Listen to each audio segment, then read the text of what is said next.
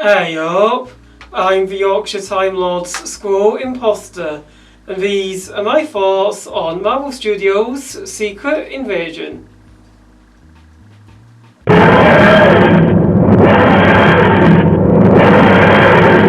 Okay, so for those who don't know, Secret Invasion is the latest Marvel Studios offering. It's a solo spin-off of the character of Nick Fury, and I was a bit more mixed on it compared to other Marvel Studios TV shows.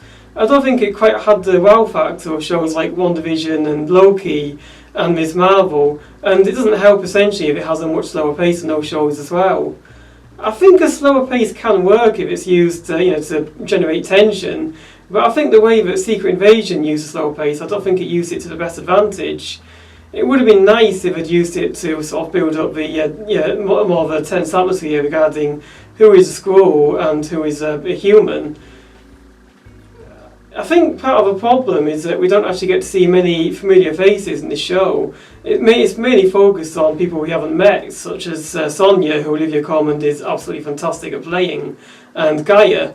And we do get some familiar faces. For example, there is the character of Nick Fury, obviously, and there's also James Rhodes.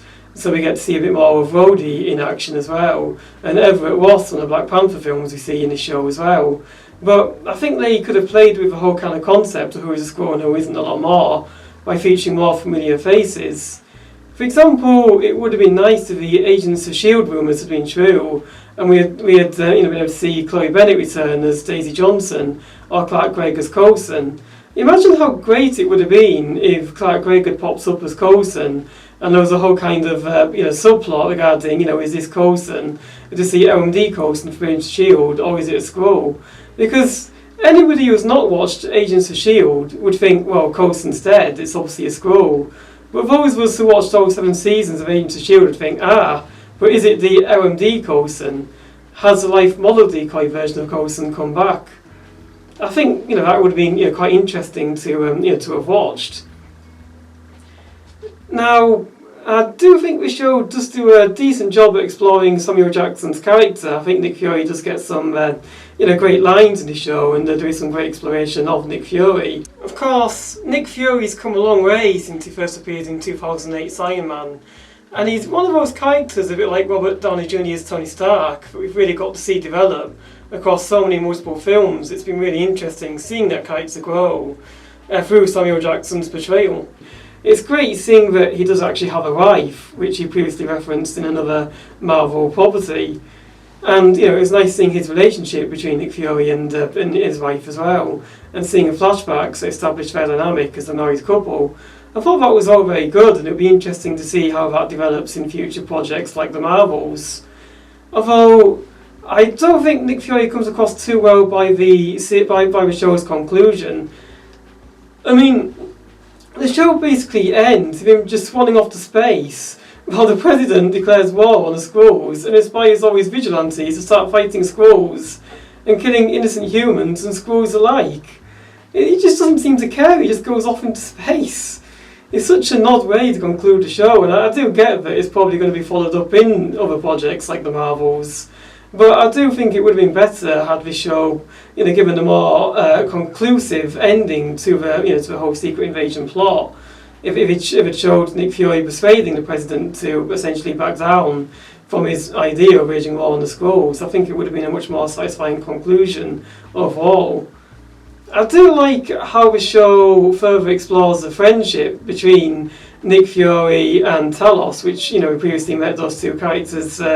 We previously saw their friendship in Captain Marvel, and they have a great little dynamic going on. I quite like they seem like best buddies through Captain Marvel and Secret Invasion, and I like that this show essentially tests their friendship somewhat from both having opposing views. With Talos being a Skrull, he's more on the Skrull side, and he's sort of saying, well, these Skrulls need a safe haven, that's why I invite them all to Earth. Whereas Nick Fury is saying, have you seen how humans react to our own kind? And I think they both have valid points, they both have good points. I can see where Talos is coming from in that the Skrulls need somewhere safe.